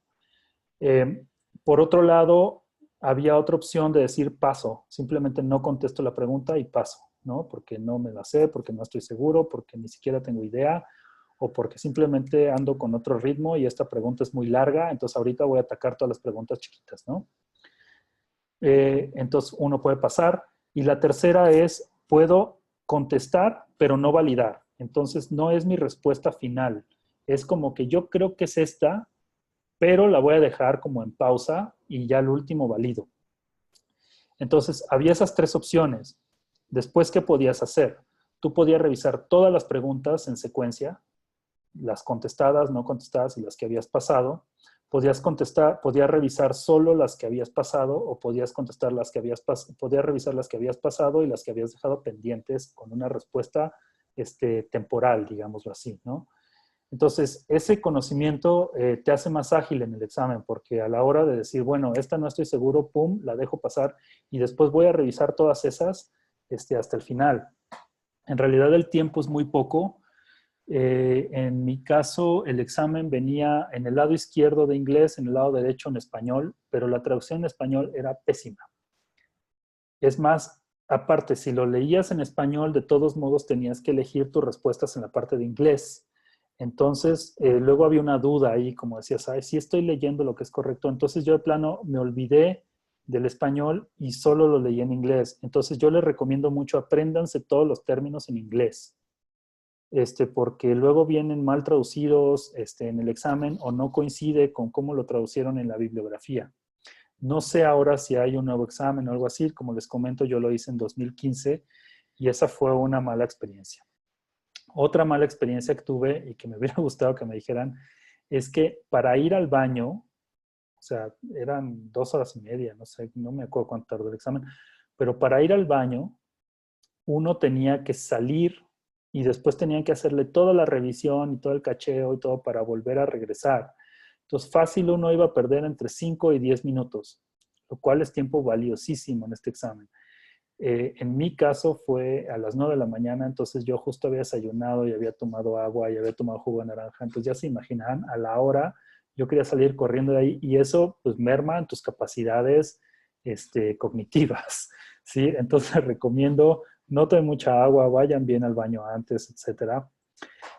Por otro lado, otra cosa que me ayudó mucho es que llega un momento en que uno se satura, entonces siempre es bueno hacer una pausa. Haces una pausa, cierras los ojos, respiras, usas tu método favorito de visualización, de relajación y todo. O sea, tómate 10, 15, 30 segundos si quieres, 1 minuto, pero haz una pausa y eso te refresca las ideas, te calma un poco la mente y evita que vayas corriendo detrás de la zanahoria, ¿no? Todos estos consejos que yo les doy, yo he visto que ya les han dado otros muy buenos, como duerme bien antes. Yo, por ejemplo, no acostumbro a estudiar una noche antes, no me gusta porque luego siento como que me contamino, o sea, como que uno ya está estresado y quiere estudiar todavía una noche antes, entonces ya lo que sabes, ya lo sabes. Estudia un montón antes, una noche antes, cena bien, come muchos vegetales, toma agua, no tomes alcohol. Descansa, intenta dormir 8 horas y llega al examen lo más fresco posible. O sea, yo sugiero mucho en las mañanas tomar una ducha helada, pero así helada, lo más helada que aguantes, aunque sea de 1 minuto, pero bien helada. Entonces te despierta, activa ciertas funciones en tu cuerpo que te ayudan a concentrarte más y que obviamente que vayas bien hidratado, pero que le midas, y como decimos en México, que le midas el agua a los camotes, ¿no? O sea, que no tomes tampoco tanta agua que después te va a pasar lo que a mí. Y pues tener en cuenta conocer tu propio biorritmo, conocer tus propias técnicas de cómo atacas las preguntas, cómo atacas el examen. Y sobre todo, yo creo lo más importante es disfrutarlo. O sea, que en realidad vivas el momento, que digas, lo estoy haciendo, y no sé si voy a pasar o no, a final de cuentas lo sabes justo en el momento en que picas el botón de finalizar, ahí te dicen. Y bueno, en mi caso fue como yo no me estresé, yo vi a compañeros míos salir con caras de tristeza porque no lo habían pasado y en lugar de dejar que eso me bajara el ánimo, yo creo que me lo subió. Dije, bueno, pues entonces, pues tengo que concentrarme más, ¿no? Y a final de cuentas, pues fue una muy bonita experiencia, es muy gratificante cuando le picas y ver que lo pasaste y sobre todo que fue a la primera, que en realidad lo que has aprendido, lo que has aplicado durante todos tus años en seguridad, pues se ve reflejado ahí. Yo les digo, hagan el examen, o sea, en primer lugar, hagan el examen, porque hay mucha gente que toma el curso y no hace el examen. Háganlo y háganlo lo más pronto posible después de que hayan terminado sus sesiones de estudio y júntense con gente, o sea, hablen acerca, invéntense sus preguntas, vean sus puntos de vista y van a ver cómo de repente algo de lo que ya estaban súper seguros, muchas veces les va a cambiar. ¿Ok? Entonces, eso es esencialmente lo que yo les quería compartir. Espero que les sea de mucha utilidad. Yo estoy a sus órdenes tanto en el chat que hizo César como en correo electrónico. Estoy disponible, o sea, si tienen alguna pregunta, si quieren comentar algo, si quieren algún tipo de material, con gusto yo veo cómo puedo apoyarlos. Mi interés es que haya más PSPs en Latinoamérica, al igual pues bueno, nuestros mentores y nuestros líderes en este proyecto, como son el buen sensei Rubén Fajardo y sobre todo César Tapia, que tuvo esta iniciativa, ¿no? Entonces, les agradezco muchísimo su atención y espero que todo esto les sirva y que sean muchos más PSPs en los meses por venir. Muchas gracias. Muchas gracias, Jorge. Como es costumbre, vamos a hacer un recorrido por los compañeros que nos están acompañando y aquí en la lista aparece Julio, Adrián, Cristian, Rubén y Luis Emilio y también Marco Mesa. Adelante, Julio.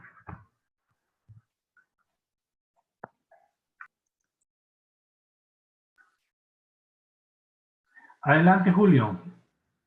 Si me escuchas. Sí, muchas gracias. Muy interesante, como todos los temas. Tema muy amplio también para abarcarlo en tan poco tiempo.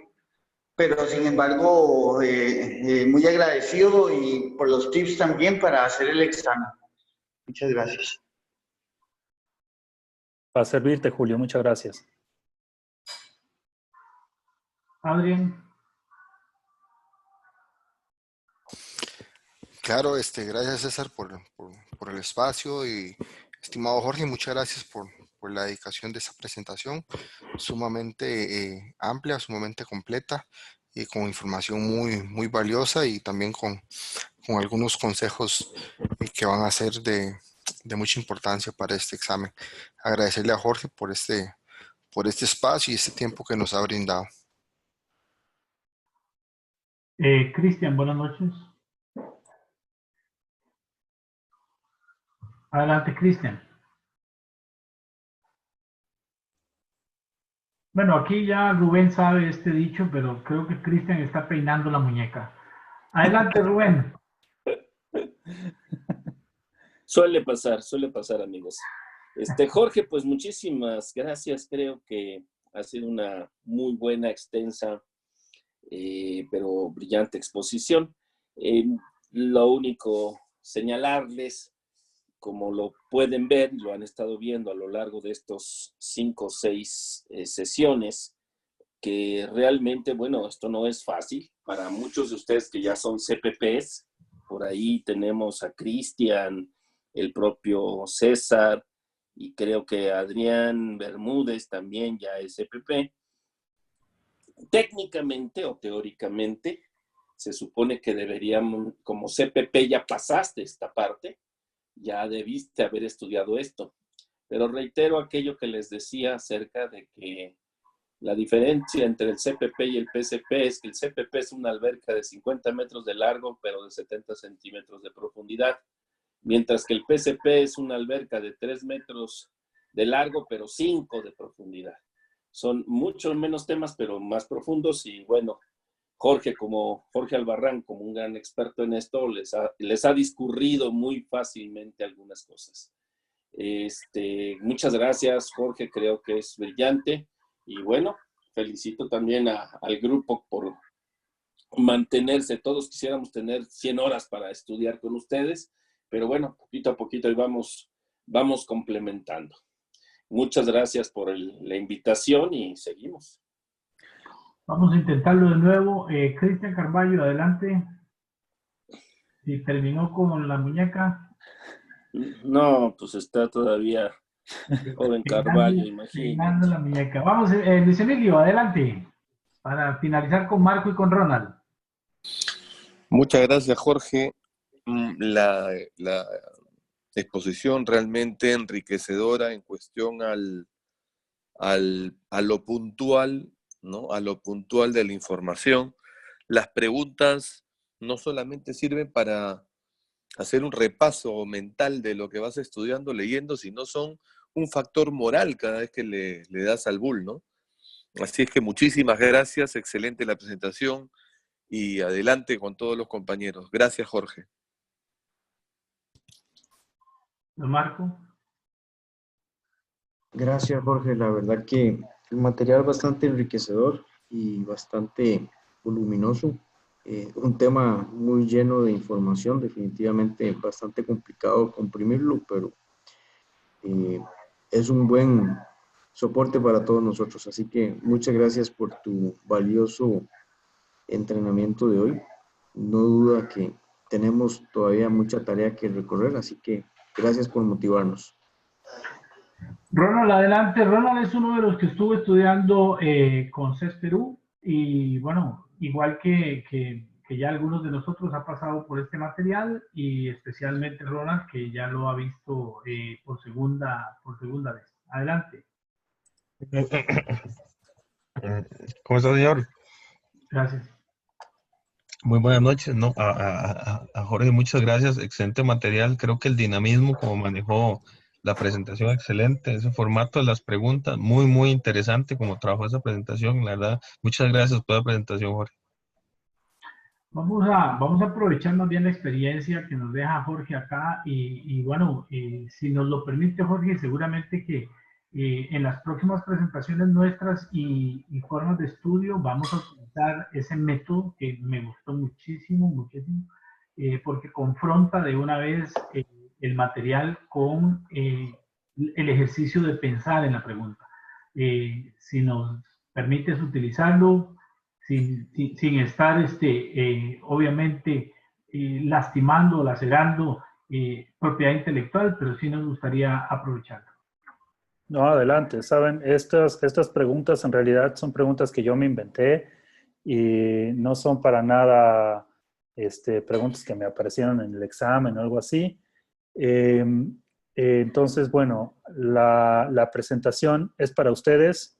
La presentación la hice con mucho cariño y con esta pasión que se debe tener para que la gente se certifique con las grandes iniciativas. Y bueno, estoy muy halagado por sus comentarios. Muchas gracias, Sensei. Es un honor recibir de usted ese tipo de comentarios. Y en general, de todos, no tengo el gusto de conocerlos en persona. Sin embargo, pues bueno, siempre es gratificante el saber que el esfuerzo que uno le puso a esto sirve, ¿no? Y sirve a alguien. Les agradezco muchísimo a todo su tiempo, sus comentarios, sus palabras y por supuesto, adelante con el material. Y o sea, eso les recomiendo, invéntense entre ustedes sus preguntas y revísenlas. O sea, déjense de tarea, oye, tú inventas 10 de este tema, y hagan ese ejercicio, o sea, ayuda a pensar. Si tampoco las hagan como muy, muy capciosas o muy revueltas, algo así, trabajenlas desde un punto de vista sencillo, down to earth, y apegado a la bibliografía, ¿no? Es de que una vez anecdóticamente yo tuve un caso así. No, no, no. O sea, vamos a la bibliografía, a un caso general. Y también algo que les sugiero, que ya no me dio tiempo a hacerlo aquí, pero es de repente compártanse entre ustedes, por ejemplo, fotografías de sus instalaciones o pónganlas en una presentación y decir, a ver, aquí qué le falta o cómo lo mejoraría yo desde el punto de vista del PSP o qué sensor puedo usar en este caso. O por qué los principios de diseño no se aplican en este caso, ¿no? Pues es muy enriquecedor hacer ese tipo de ejercicios. Excelentes ejemplos. Adelante, Rubén, levantaste la mano. Nada más hacerles un comentario. Ustedes recordarán que cuando hicimos lo del CPP, yo les compartí un documento que era cómo se elaboran preguntas del CPP. Es un documento como de 13 hojas. Parte de lo que ha sido una experiencia útil es que precisamente se elaboren preguntas. Y el requisito es 5 preguntas con las reglas del CPP o de las reglas de ASIS. Y ese documento de 12, 13 hojas te dice qué sí hacer y qué no hacer. Y esa parte de estar elaborando preguntas tiene una gran ventaja. Lo que les va a permitir es que rápidamente capten que están preguntando. O sea, que se acostumbren a la forma en cómo hacen las preguntas. El examen es bueno. Ustedes ya tienen los exámenes de guía.